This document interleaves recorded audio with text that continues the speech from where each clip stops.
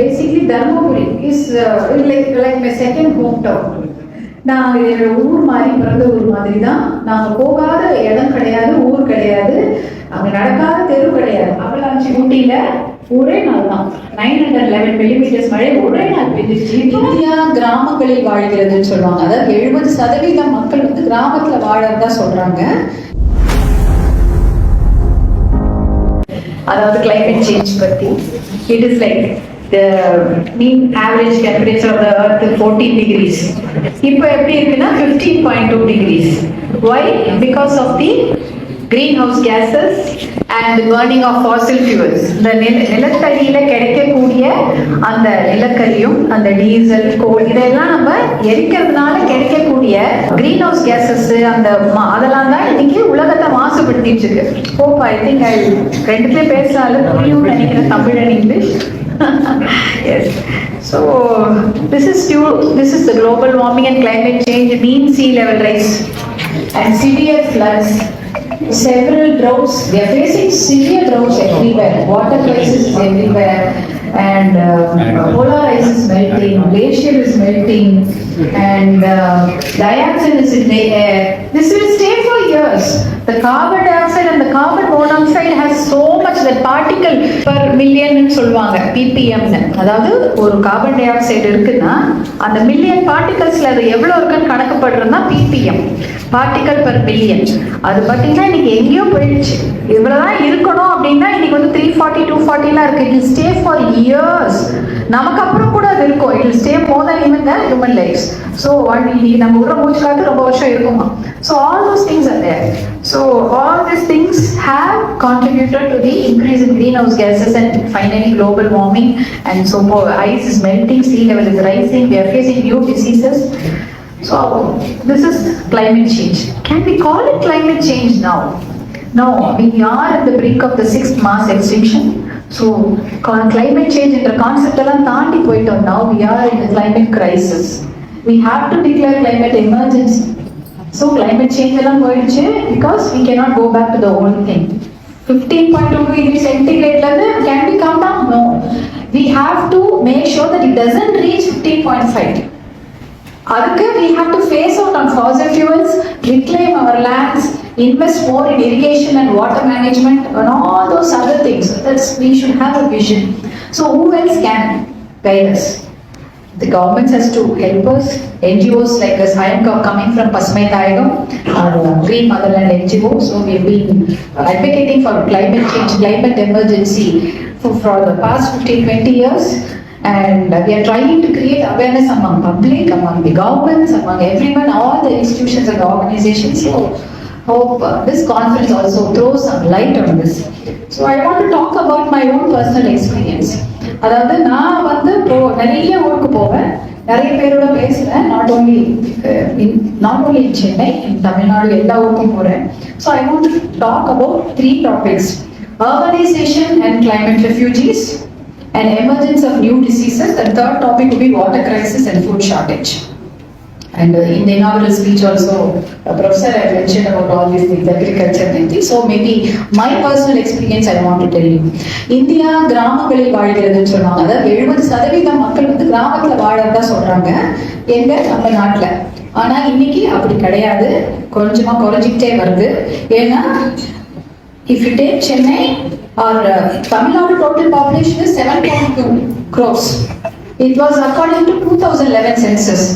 2000 அதுக்கப்புறம் சென்சஸ் எடுக்கல due to COVID and everything. So but அப்படி பார்த்தீங்கன்னா கூட இனிமேல் வந்து our population will be like 7.5 or 7.75 crores கூட இருக்கலாம். 7.5 கோடி மக்கள் தொகை இருக்கக்கூடிய ஒரு மாநிலம் தான் தமிழ்நாடு. அது ஒரு நாடா இருந்ததுன்னா இது வந்து ஒரு 14வது நாடா இருக்குமா. தமிழ்நாடு வந்து ஒரு ஸ்டேட் in இந்தியாவுல. If it had been a country, it could have been almost like 14th or 15th country. That's such a big population we have. If you take Chennai, which is a capital city, the population of Chennai is 1.2 crores. Almost 1/6 of the state population is living in Chennai. Imagine, it is again one more country. If it had been like Chennai is a country, it would be a 72nd country. We'll be like 72வது ஒரு நாடா இருந்திருக்கும். நம்மளுடைய மக்கள் தொகையை கணக்கு போட்டா சென்னையே ஒரு தனி நாடு, அது ஒரு 72வது நாடா இருந்திருக்கும். அப்ப ஒரு நாட்டுக்கு பிளான் பண்ற மாதிரி தான் இது. வந்து ஒரு ஸ்டேட்டுக்கோ ஒரு மெட்ரோபாலிஸ் சிட்டிக்கோ பிளான் பண்றதுல ஒரு நாட்டுக்கு பிளான் பண்ற மாதிரி தான் நம்ம திட்டங்கள் தீட்ட வேண்டும். அது என்வாயன்மெண்டல் திட்டமா இருந்தாலும் சரி, தெருவா இருந்தாலும் சரி, மெட்ரோவா இருந்தாலும் சரி, ரோடா இருந்தாலும் சரி, தண்ணியா இருந்தாலும் சரி, இது வந்து ஒரு நாட்டுக்கு பிளான் பண்ற மாதிரி நம்ம அவ்வளவு பெரிய திட்டங்கள் தீட்ட வேண்டும். ஏதோ சாதாரணமா ஊரை வீட்டுக்கு பண்ற மாதிரி எல்லாம் பண்ணிட முடியாது. வீட்டுக்கே எவ்வளவு பெரிய பட்ஜெட் போடுறோம், அப்ப நாட்டுக்கு போது எவ்வளவு பெரிய பட்ஜெட் போடுறோம். அப்ப சென்னைக்கு வந்து மிகப்பெரிய ஒரு திட்டங்கள் தீட்ட வேண்டும் அப்படின்னா இது வந்து நம்ம ரொம்ப கேர்ஃபுல்லா பார்க்கணும். So Chennai is like a country by itself and இது ஒரு keep it aside. But what we want to talk about is the increased urbanization here. Many people come to Chennai for quality of work, quality of health, quality of education. வேலை வாய்ப்புக்காக நிறைய பேர் வரும். See, everyone are coming from village. I am also from a village. Everyone, most of us are coming from some villages. எல்லாருமே ஊர்ல இருந்து வந்திருக்கோம். இங்க எதுக்கு வந்திருக்கோம்? படிக்கவோ, வேலை வாய்ப்புக்காகவோ, இல்லைன்னா வந்து ஒரு நல்ல ஹெல்த், அதாவது சுகாதாரத்துக்கெல்லாம் இங்க நல்லா இருக்குன்றதுக்காக தான் இங்க வந்து நம்ம செட்டில் ஆகிறோம். ஆனா ஐடி செக்டர் வந்தப்பறம் அது இன்னும் அதிகமாயிடுச்சு. ஐடி செக்டர் வந்தப்பறம் நிறைய மக்கள் வந்து கிராமங்கள்ல இருந்து சென்னைக்கு புலம்பெயர்ந்து வந்திருக்கிறாங்க அப்படின்னு நம்ம நினைக்கிறோம். அதுவும் உண்மையான விஷயம் தான். ஆனா இன்னொரு விஷயம் என்ன நடக்குதுன்னா, கிராமத்துல வாழ்வாதாரம் இல்லாததாலும் நிறைய பேர் சென்னைக்கு புலம்பெயர்ந்து வராங்க. இப்போ ரெண்டு விஷயம் உங்களுக்கு தெரியும். Climate refugees, everyone would be familiar with the words. acute climate refugees சொல்லுவாங்க. அதுக்கப்புறம் வந்து chronic climate refugees சொல்லுவாங்க. chronic அப்போ திடீர்னு ஒரு மழையோ இதெல்லாம் பெய்யுதுன்னு வச்சுக்கோங்களேன். அந்த சமயம் வந்து வரவங்க வந்து பாத்தீங்கன்னா ஒரு கொஞ்ச நேரத்துல இருப்பாங்க, அப்புறம் போயிடுவாங்க. அக்யூட்டா இருக்கவங்கன்னா வாழ்வாதாரமே இல்லைன்னா வேற வழி இல்லாம கம்ப்ளீட்டா அவங்களுடைய ஊர்ல புலம்பெயர்ந்து வருவாங்க. அந்த கிளைமேட், அதாவது காலநிலை அகதிகள் அப்படின்னு சொல்லுவாங்கல்ல, அவங்களுக்கு வந்து ஊர்ல வாழ்வாதாரம் இல்லாம இந்த ஊருக்கு வந்துடுவாங்க. இந்த விஷயத்துல நான் நிறைய பார்த்துருக்கேன். See, basically Dharmapuri is like my second hometown. நான் ஊர் மாதிரி பிறந்த ஊர் மாதிரி தான். நாங்க போகாத இடம் கிடையாது, ஊர் கிடையாது, அங்க நடக்காத தெரு கிடையாது. தர்மபுரியில அங்க பாத்தீங்கன்னா அது வந்து ஒரு ட்ரை ஒரு ஏரியா. அங்க வாழ்வாதாரம், தண்ணி வந்து பக்கத்துல ஓடும். You can see water running. The Kaveri will be there. You can see Kaveri river from your place, but you cannot use that water. That water will not come to your land. அந்த லேண்ட்ல தண்ணி வந்தா அதை உபயோகப்படுத்தி அந்த பயிர் விளைவிக்க முடியும். Farming cannot be done because you can see the water but cannot use the water because it will be far away. But if pipes or something it can come, but there are some issues which cannot be, so that water will not come to your land. So what people do, they migrate from that place to other areas. There are 2 to 3 acre holding farmers who will leave their land and go to other states. Bangalore போவாங்க, கோயிலெல்லாம் வேலை செய்வாங்க, land பிக்கர்ஸா இருப்பாங்க. அதாவது ஒரு land owner கடைசியில ஏதோ ஒரு இடத்துல போயிட்டு ஒரு நில உரிமையாளர் ஒரு இடத்துல போயிட்டு ரொம்ப பரிதாபமான மனைவியில கூட நிறைய பேர் வேலை செய்வாங்க. ஒரு கடையில வேலை செஞ்சுட்டு இருப்பாங்க. அதெல்லாம் கவர்மெண்ட் இல்லாத தொழில் சொல்ல வரல. இருந்தாலும் தன்னம்பிக்கையா ஒரு இடத்துல வந்து பயிர் பண்ணிட்டு இருந்தவங்க தண்ணி இல்லாததுனால அங்க போய் வேலை செய்வாங்க. இதெல்லாம் வந்து ரொம்ப கொடுமையான விஷயம். நம்ம பார்த்திருக்கோம். ஸோ அர்பனைசேஷன் நம்ம நினைக்கிறோம். ஆனா இப்பயும் வந்து எங்க வாழ்றாங்க பாத்தீங்கன்னா, பாதி பேர் இங்க நீங்க போக்குறவங்க தெருவில் இருக்கிறவங்களோ, ஸ்லம்ஸ்ல இருக்கிறவங்களோ, இல்லைன்னா கூடாரம் போட்டு வீடு இல்லாம தங்கியிருக்கவங்களோ பாத்தீங்கன்னா கிராமத்துல உங்களுக்கு நிலைமை இருக்கும். ஆனா அங்க வாழ்வாதாரம் எல்லாமே இங்க வந்துருவாங்க. இதுதான் social consequence of climate change. இந்த climate change is affected the livelihood. ஒரு vertical lift, horizontal lift, vertical lift பத்தி growth பத்தி பேசுறோம்.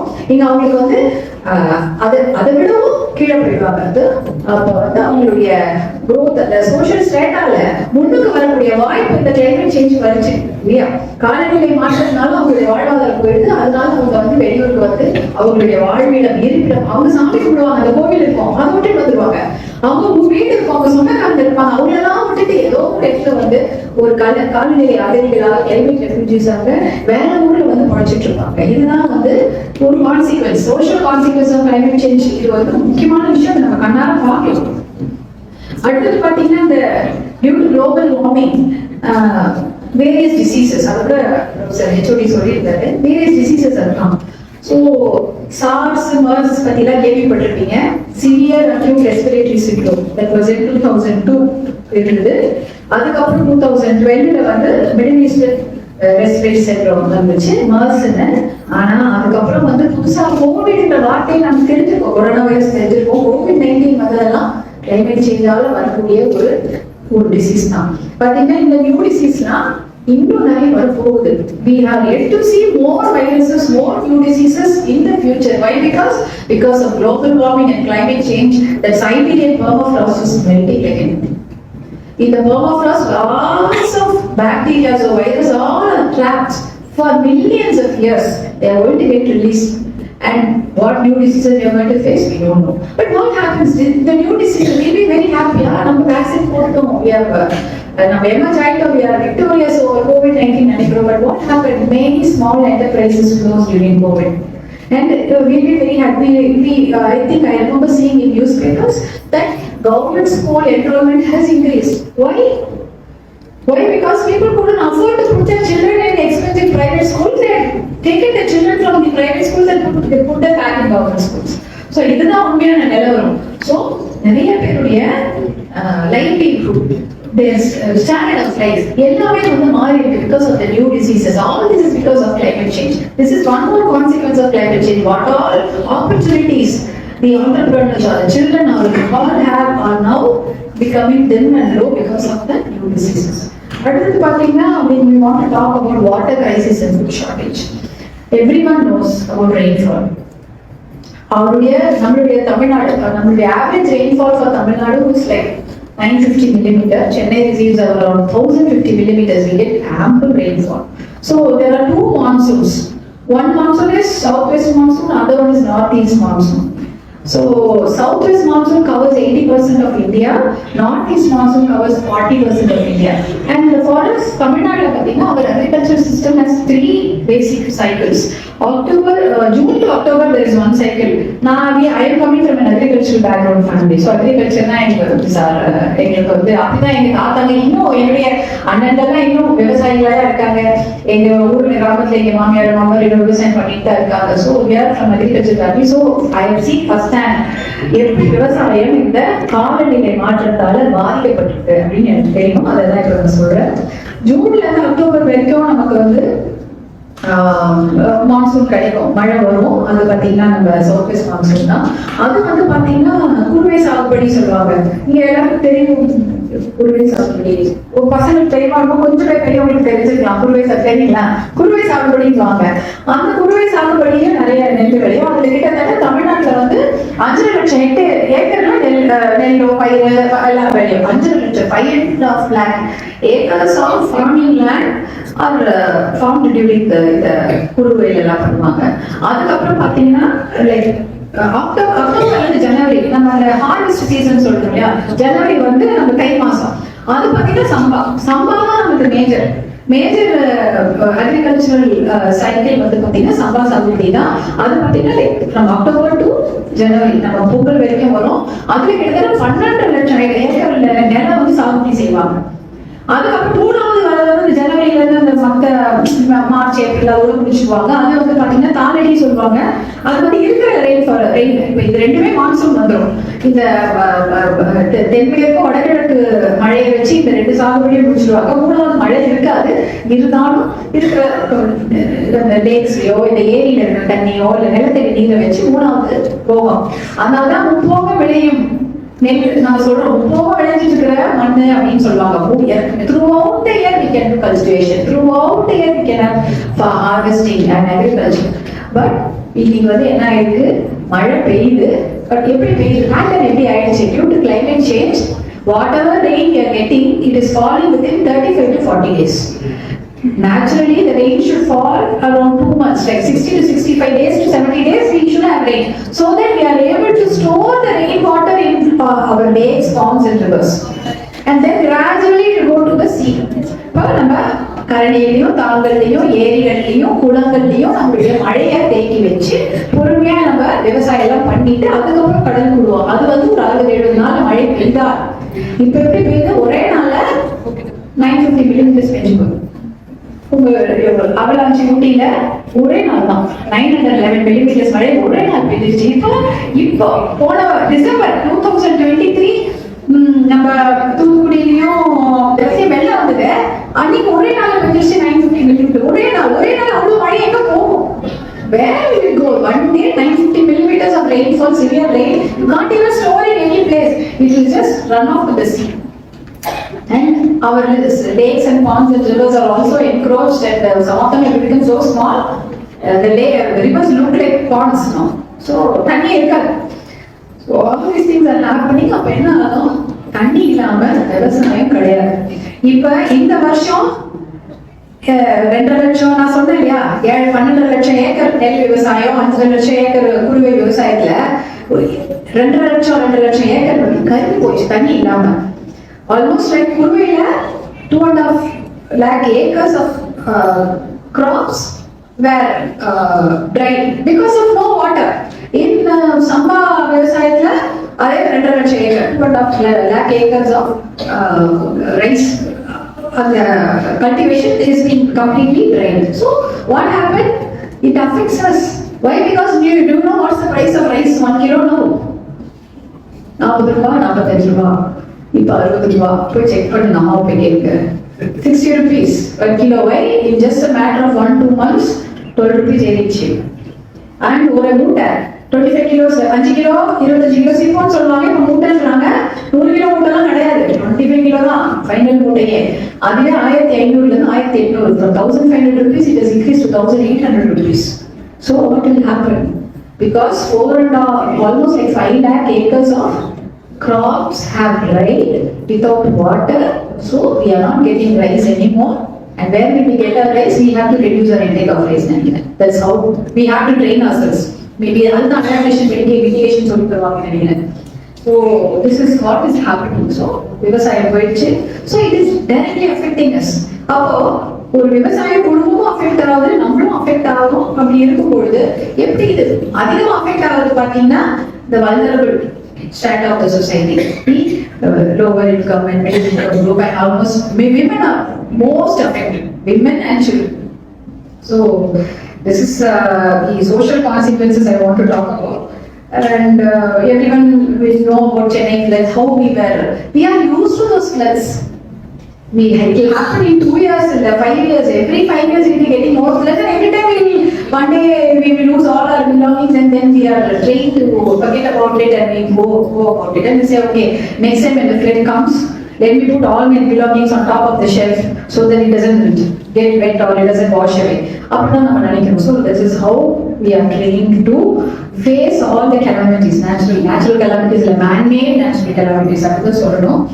So what are we doing? So NGOs are, individuals are, governments are, we have to plan with the vision, and we have to make some noise. Other than the conference, this international conference, the ideology, the goal of this conference is to educate not only students, not only the society, but also to the lawmakers and the policy makers to think about reclaiming lakes. Or இப்ப தண்ணி இவ்வளவு தண்ணி மழை தண்ணி பெய்யுது, ஒரே நாள்ல ஒரு தண்ணி வருது, அத்தனை தண்ணி எங்க போகுது? It goes to the sea. And if we have to store all that water, not even one drop should be wasted. ஒரு துளி நீரை கூட வீணாகாம நம்ம அதை ஸ்டோர் பண்ணியிருந்தோம்னா, அதை நான் பாதுகாத்து நம்மளுடைய ஏற்படுகளை தேக்கிருந்தோம்னா, கடலுக்கு கொஞ்சம் தான் போயிருக்கு. இப்போ 90% of the rain water goes to the sea. So what happened that now we have 3 desalination plants. And we spend 30,000 crores on making that free rainwater go to the sea, then it becomes salty, then you take that full salt water and spend 30,000 crores and give drinking water. What is this madness? This 30,000 crores can be used to at least create 10 lakes and store those water and feed and help the people. அதை விட்டுட்டு கடலுக்கு போய் அங்க இருக்கிறத எடுத்துட்டு வந்து திருப்பி அவங்க உப்புலாம் எடுத்துட்டு அதுக்கப்புறம் தண்ணி கொடுக்குறது 30,000 கோடி வேலை சார். அது ஃப்ரீயா கொடுக்குறதுல கடவுள் அது நமக்கு அங்கேருந்து நல்ல தண்ணி கிடைக்குது, அதை அப்படியே ஸ்டோர் பண்ணாம அது கடலுக்கு அனுப்பி அதை கிளீன் பண்ணி அப்புறம் கொண்டு வரது ஒரு process. It is also not necessary. We have to think ahead and plan ahead. As I said, it is like planning for a country or planning for the whole nation.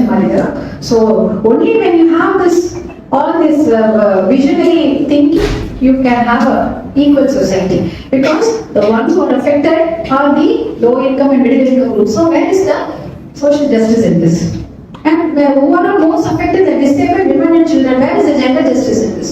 So climate justice has to ensure gender justice and social justice. அப்படி இருந்தாதான் வந்து we can strive for a equal society and a sustainable society. So we have to declare climate emergency now, and we have to make more noise and give more awareness to people and the policy makers, and hope this seminar is striving towards it, and every one of you take this message, and whenever you plan for something, because as you are sociologist, you are researcher, you will be heading one of your organizations in few years from now. That time, think about all these things and plan like that for everyone. It should be a inclusive, sustainable growth for all of us. கேட்டுக்கொண்டு விடைபெறுகிறேன். நன்றி, வணக்கம். Thank you so much.